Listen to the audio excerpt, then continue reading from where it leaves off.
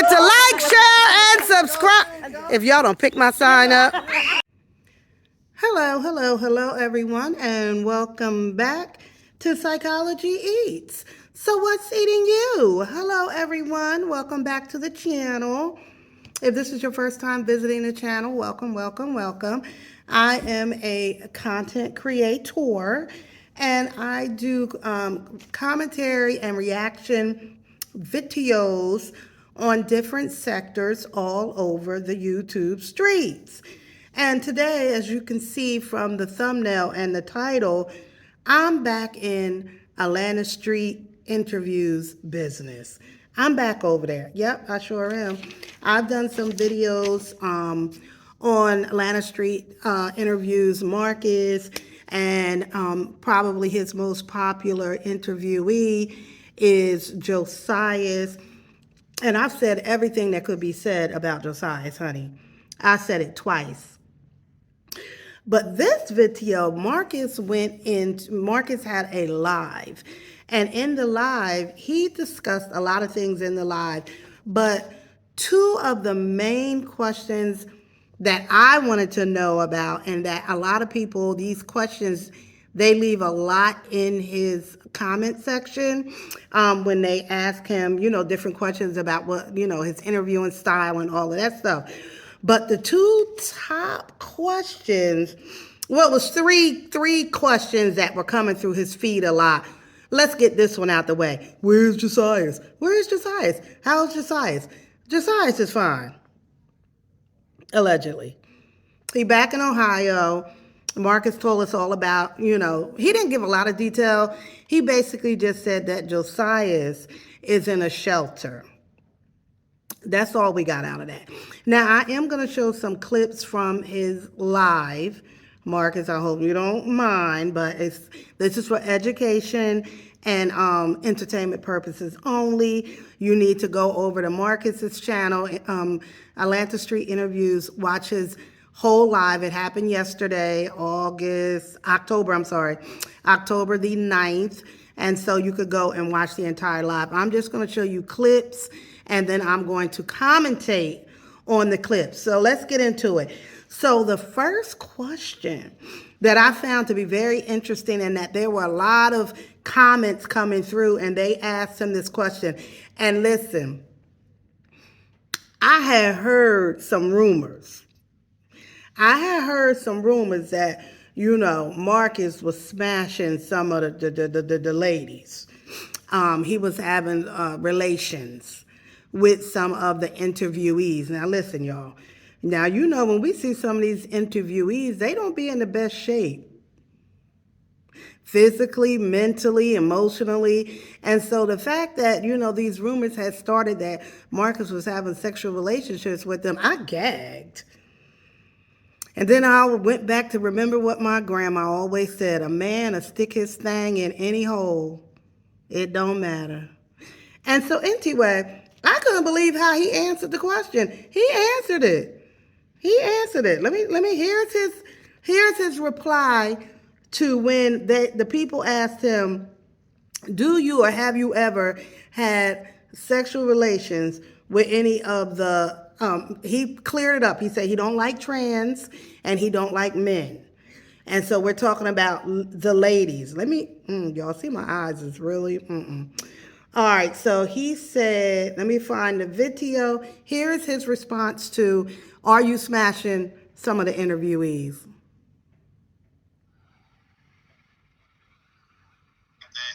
Well, I'm grown, and some of the people I interview are grown as well, and so I just leave it at that. But it is what it is, right? That doesn't mean that these were folks that were like out on the street or anything like that. It was not.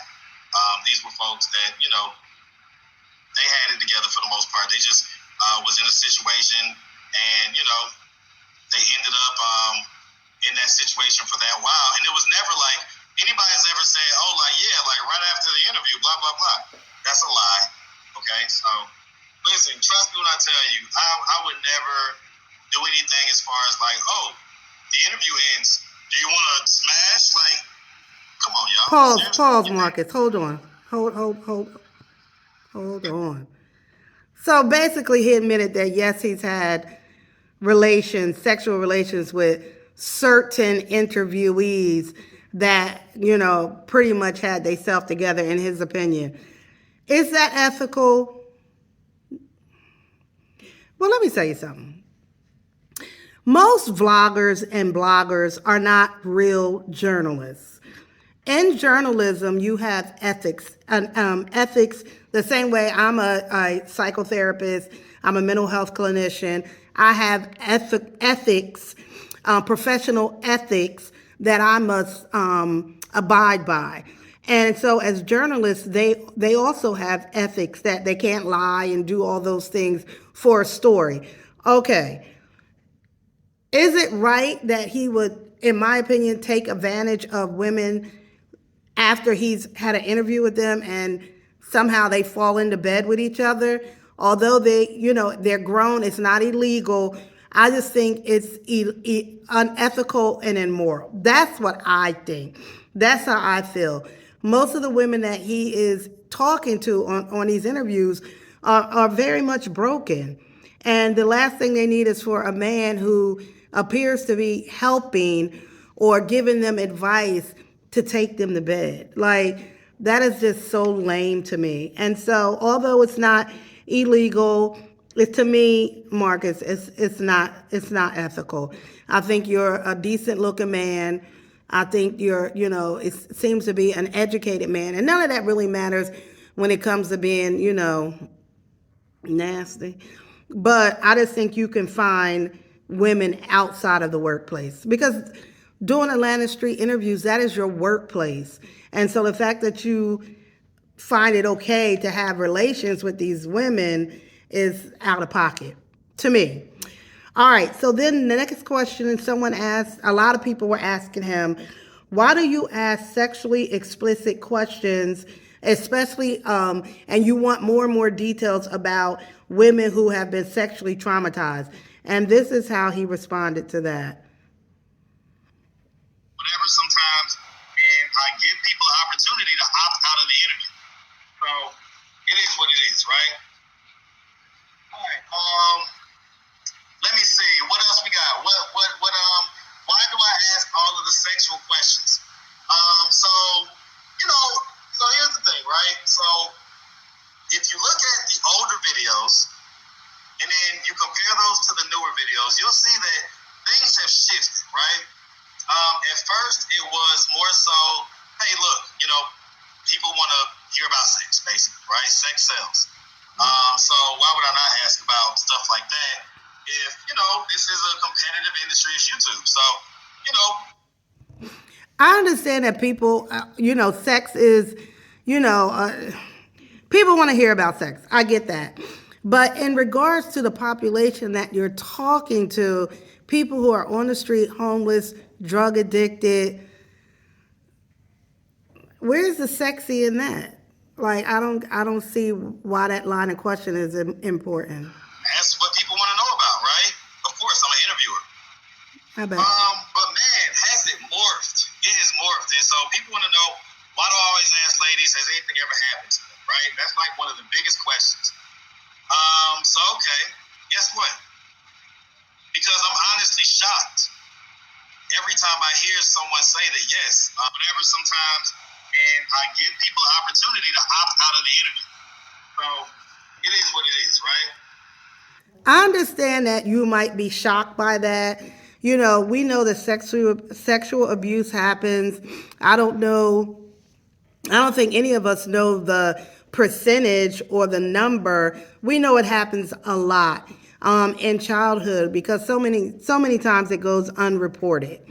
I just think people get like weirded out or uncomfortable after you ask that initial question, and then you ask more and more details about the sexual trauma. And I think you leave people in a state of even more brokenness, if you continue to ask them more and more details. As a clinician, I work with women and men of sexual abuse, childhood sexual abuse, and it may take them years to give all the details of their sexual abuse. And I think you try to press them in a 10-minute video. Now, you guys, let's not forget, he's giving them $5. These are women who are drug addicted in most cases, homeless. $5 may not mean a lot to me, but it means a lot to someone who has nothing. And so I feel that they feel obligated to tell more and more of their trauma when it is that very trauma that has caused them to be where they are today. And so let's finish up a little bit else what he said. All right. Let me see. What else we got? Why do I ask all of the sexual questions? Oh, he already So, so here's the thing, right? So if you look at the older videos and then you compare those to the newer videos, you'll see that things have shifted, right?